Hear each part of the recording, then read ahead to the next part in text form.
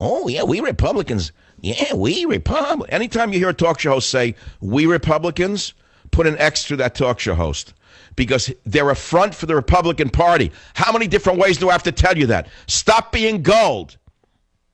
Very few people in the media are as independent as I am. It's a miracle that I'm still on the radio, given the independent level of my thinking. I'm a free thinker, almost unheard of in this country, almost unheard of in the world. I'm one of the last few free thinkers on the planet. And so, therefore, as an endangered species, I have to decide in listening to my own words sometimes, did I go too far? Did I say too much? I don't know. I actually don't have an answer for that. I know that, I'm still blacklisted in England, even though Cameron won. I expected them to send a mission to America and apologize to me and say, Dr. Savage, as the new conservative leader of Britain, we hereby invite you before Parliament to give a speech on freedom of speech. And here's a check for the $500,000 it cost you to try and free your name from that dastardly list created by our Labourite enemies. And here is a pass to all of the great British food that you have missed over the last 6 years. And here is another free pass to a free dental service in the British Health Service so you can finally have your teeth fixed. But it didn't happen. It didn't happen. I'm still a wonderful fan of, I still admire the British people. I don't know why. It's based on World War II footage. There are no British people. Where are they? Drunk women with their skirts up in the gutters of Soho? That's the British people. Fat women with their skirts up, drunk, throwing up in the gutter.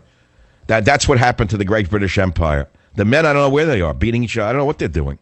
You still see some of these gigantic throwbacks. They're the ones who should take over the country. Because it's only the soccer thug who can save England. I've said that 100 times. But the soccer thug is now hated more than is the Islamist thug, if you can believe it. Same thing going on there that's going on here. The leaders, in other words, are the Indian chiefs who sold out their own tribes in both England and here. Indian chiefs, remember, sold out the Indian. They blamed the white man, but it was the Indian chiefs who sold the Indian out for wampum, some booze, right? Whatever else they got. They sold the tribes out. So here we are. I'm not sitting complaining. Has borders, language, and culture become illegal? Has it become illegal for me to talk about borders, language, and culture? Well, it banned me from entering England, the same country that released a Libyan terrorist who was convicted of blowing up Pan Am Flight 103. The Libyan went home to a hero's welcome, and Michael Savage was left to suffer in silence. I am not a victim. I'm not complaining. I'm just telling you what's going on. Nothing changed since Cameron became Prime Minister of England. Nothing will change. Nothing will change. So I continue to read my history and try to learn from it. And you say, well, what's the good of it if no one else is learning from it? You gave a wonderful discourse today on how the Gestapo was born in Germany. You made comparisons between the Minister of Interior, Hermann Göring, and the Attorney Generals of the United States and what they did to the police step by step, day by day. You compared the brown shirts to the thugs in Ferguson and Baltimore who were looting shops looting shops at will without being arrested the way the brown shirts did. And the next step, you said, was Göring, or the Attorney General, purging the police departments of politically unreliable cops and replacing them with stormtroopers. Well, we have no stormtroopers, right? So that can't happen? Yes, you do have stormtroopers. The gangs of America, the thugs in the streets, are Obama's future stormtroopers.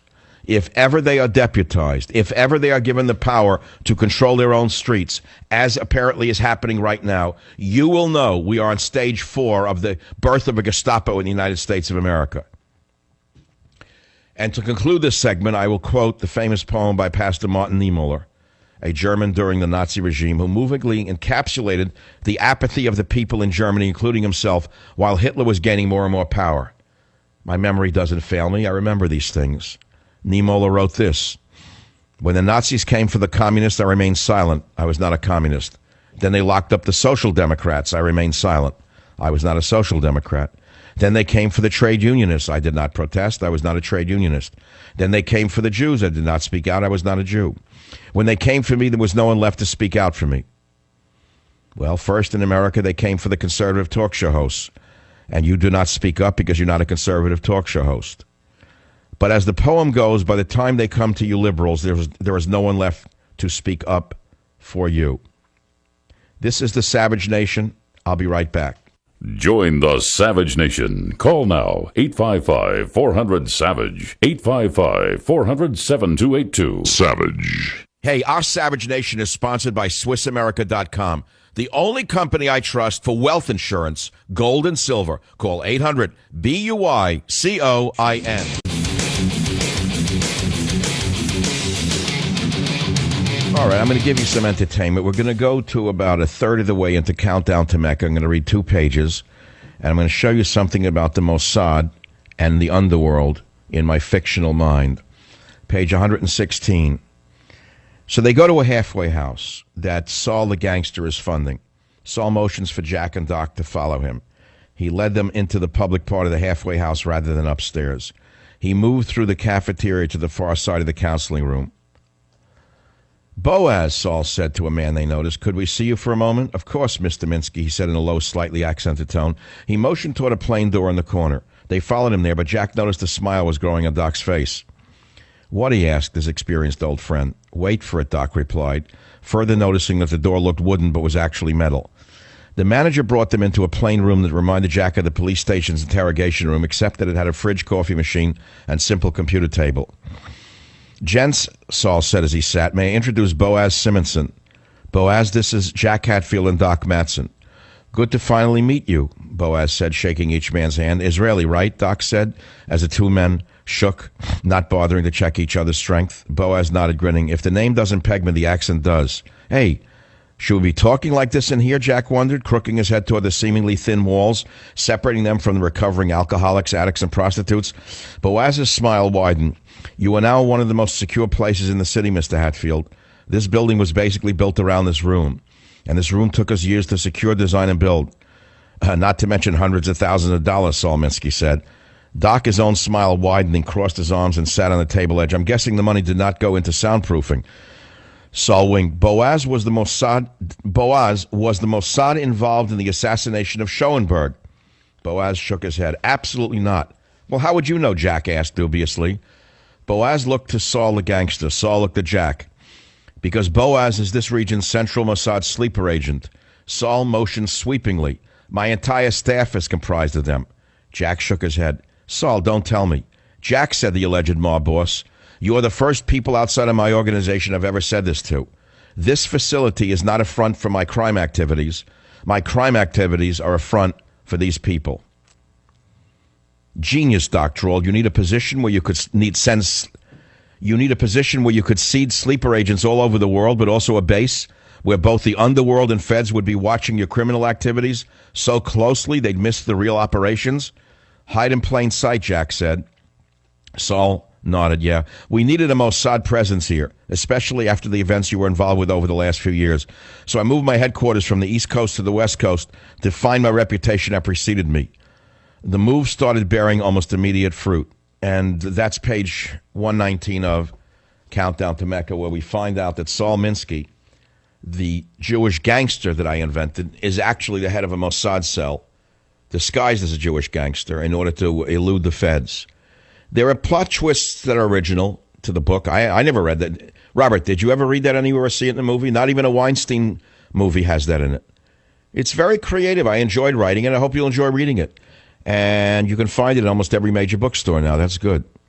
So we've been discussing race because we don't want to be seen as cowards by Eric Holder, who's probably gone on to a very lucrative career back in the private sector, by the way, after stirring up the racial hatred that had been tamped down in the country.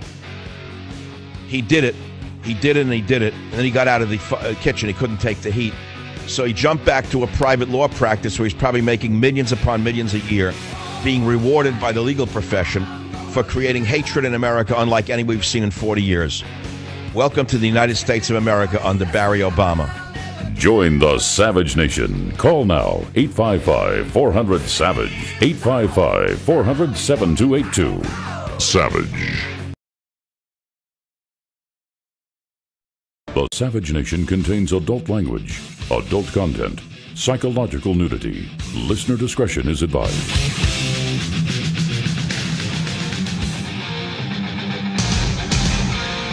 And now, America's most exciting radio talk show, The Savage Nation, home of unprotected talk, borders, language, culture. And here he is, Michael Savage. It is hour number 3 of The Savage Nation. The man with quadruple ever-ready batteries in his soul. Michelle Obama would like students to monitor family members for racial insensitivity. Remember who did that? Old Adolf. Oh, I'm sorry. If all roads lead back to the same country of origin of these ideas, where the Germans were told to rat out people in their own family who were not politically correct, that's how it started. Did you know? You didn't know that. Did you know that the Nazi Party insisted that children report on their parents if they were insensitive to the Nazi Party? Did you know that? Did you know that children were told to report on their parents if the parents said anything against the Nazi Party or Adolf Hitler? Michelle Obama would like students to monitor family members for racial insensitivity. From The Blaze. So-called First Lady Michelle Obama, I say so-called because she's not acting like one. She's acting like a, let's put it to you this way. A first lady doesn't divide people. A first lady doesn't continue to stir the pot of hatred. A first lady does not have 72 private assistants. A first lady does not act as imperious as this. So-called first lady, not behaving as such, is encouraging students to monitor their older relatives, friends, and coworkers for any racially insensitive comments they might make. The so-called first lady spoke on Friday to graduating high school students in Topeka, Kansas, real geniuses, and then remarks released over the weekend. Mrs. Obama said students need to police family and friends,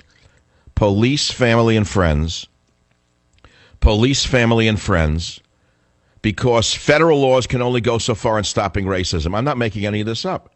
This is right out of the playbook. Here's what she said. Our laws may no longer separate us based on our skin color, but nothing in the Constitution says we have to eat together in the lunchroom or live together in the same neighborhoods.